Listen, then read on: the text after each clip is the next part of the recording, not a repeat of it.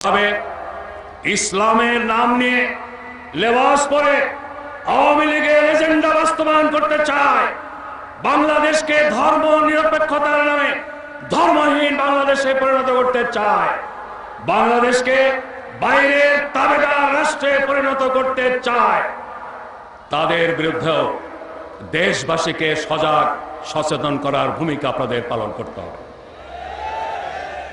ওলামায়ে কেরাম, আমি কথা আর বাড়াতে চাই না।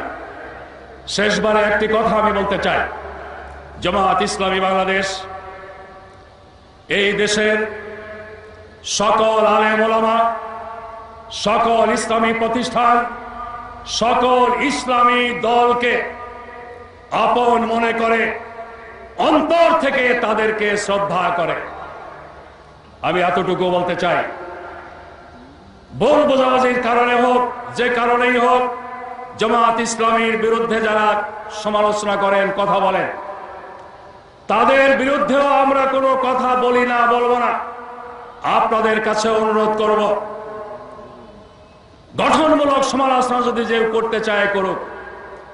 সমালোচনায় জড়িয়ে পড়ে কাদা সরাসরির মতো পরিস্থিতিতে জামাত ইসলামী আজ পর্যন্ত শরীক হয়নি, ভবিষ্যতেও হবে না। আমরা মনে করি জামাত ইসলামী এই দেশের সকল ইসলামী দলেরই প্রতিনিধি স্থানীয় একটি সংগঠন। জঙ্গিবাদের নাম নিয়ে যখন ইসলামী দল আলেম ওলামার বিরুদ্ধে তথ্য সন্ত্রাস চালানো হয়েছে, আমরা পার্লামেন্টের ভেতরে বাইরে, সাংবাদিক সম্মেলনে, জনসভায়, কূটনীতিকদের সাথে আলোচনায়, সর্বত্র শুধু জামাতের পক্ষে কথা বলিনি, এদেশের সকল আলেম ওলামা, সকল ইসলামী দলের পক্ষে কথা বলেছি। আজকের এই সময়টি ইখতিলাফ নিয়ে ঝগড়ায় জড়িয়ে পড়ার সময় নয়। ইসলামের মত পার্থক্য ছিল, আছে এবং থাকবে। যে যে মতে বিশ্বাসী তাকে সেই মতে থাকতে দিন। জোর করে একজনের মতের উপর আরেকজনের মত চাপিয়ে দেওয়ার চেষ্টা করলেই সেখানে ফিতনা ফাসাদের জন্ম হতে পারে।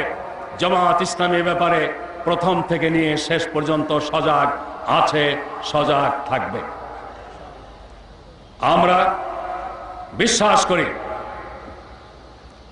যারা কোরআন হাদিসের খেদমতে নিয়োজিত, তারা যদি আমাদের বিরুদ্ধে ফতোয়া দেন, তবুও তারা যে কাজটি করছেন এই কাজ আমাদের কাজ। অতএব সাময়িক ভুল বোঝাবুঝির কারণে তারা হয়তোবা কোনো দিক থেকে কোনো ভুল তথ্য পেয়ে আমাদের সম্পর্কে নেগেটিভ কথা বলছেন, কিন্তু তাদের কাজটি যেহেতু আমাদের জন্য সহায়ক, তারা যে কাজ করছেন যেহেতু কাজটি আমাদেরই, এজন্য তাদেরকেও আমাদের বুকে টেনে নেওয়ার মতো উদার থাকতে হবে, উদার ব্যবহার করতে হবে।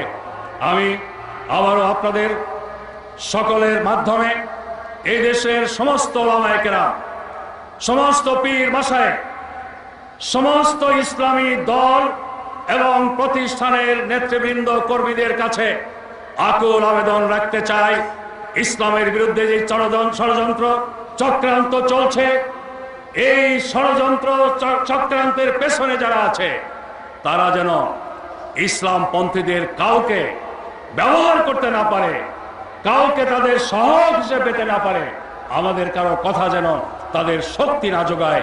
এ ব্যাপারে আমাদের সবাইকে সজাগ এবং সচেতন থাকতে হবে। এই ওলামা সমাবেশ সার্থক ও সফল হওয়ার জন্যে মহান আল্লাহ রাব্বুল আলামিনের দরবারে শুকরিয়া জানিয়ে, আপনাদের সবাইকে আন্তরিক অভিনন্দন জানিয়ে, এই সম্মেলনকে কেন্দ্র করে কালেমায় বিশ্বাসী সকল মানুষের মধ্যে ঐক্য গড়ে উঠুক। দিনের জন্য যারা কাজ করছে ক্লাসের সাথে, সকলের সাথে সংহতি একটি মাইল ফলক হোক এই ওলামা, জাতীয় ওলামা সমাবেশ। আমি আশাবাদ ব্যক্ত করে সকল শ্রেণীর ওলামায়ে কেরামের কাছে আমার মনের এই আকুতি পৌঁছে দেওয়ার জন্য আপনাদেরকে দায়িত্ব গ্রহণের আবেদন জানিয়ে আমার বক্তব্য শেষ করছি। আল্লাহ হাফেজ। বাংলাদেশ জিন্দাবাদ। ওলামায়ে কেরাম